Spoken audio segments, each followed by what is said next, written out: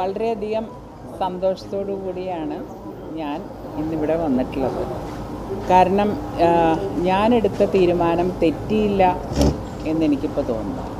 BJPയിലേക്ക് വരിക എന്ന തന്റെ തീരുമാനം തെറ്റായിരുന്നില്ല എന്നതിന്റെ ഏറ്റവും വലിയ തെളിവാണ് തൃശൂരിലെ മിന്നുന്ന വിജയമെന്ന് പത്മജ വേണുഗോപാൽ പറഞ്ഞു. മുരളീധരൻ BJPയിലേക്ക് വരുമോ എന്ന മാധ്യമപ്രവർത്തകരുടെ ചോദ്യത്തിന് കെ മുരളീധരനെ BJPയിലേക്ക് ക്ഷണിക്കേണ്ട കാര്യമില്ലെന്നും നല്ല ബുദ്ധിയും ബോധവുമുള്ള ആളാണ് കെ മുരളീധരൻ എന്നും മുരളീധരന് വേണ്ട കാര്യം അദ്ദേഹം ചെയ്തോളുമെന്നുമായിരുന്നു മറുപടി. കോൺഗ്രസ് ആണ് ഇപ്പോൾ വെറുപ്പിന്റെ രാഷ്ട്രീയം കളിക്കുന്നത്.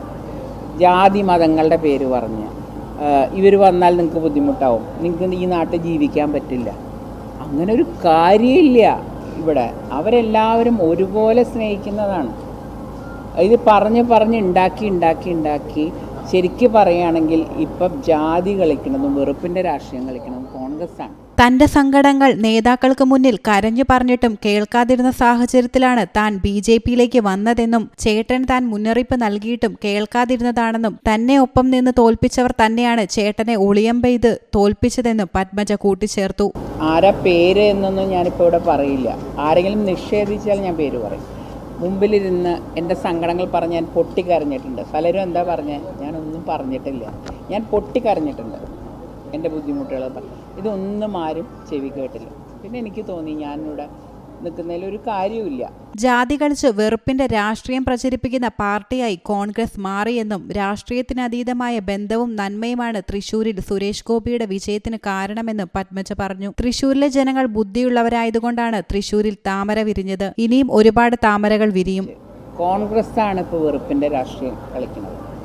ജാതി മതങ്ങളുടെ പേര് പറഞ്ഞ് ഇവർ വന്നാൽ നിങ്ങൾക്ക് ബുദ്ധിമുട്ടാവും, നിങ്ങൾക്ക് ഈ നാട്ടിൽ ജീവിക്കാൻ പറ്റില്ല, അങ്ങനെ ഒരു കാര്യമില്ല.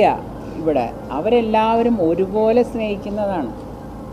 ഇത് പറഞ്ഞ് ഉണ്ടാക്കി ശരിക്ക് പറയുകയാണെങ്കിൽ ഇപ്പം ജാതി കളിക്കുന്നതും വെറുപ്പിൻ്റെ രാഷ്ട്രീയം കളിക്കുന്നതും കോൺഗ്രസ്സാണ്.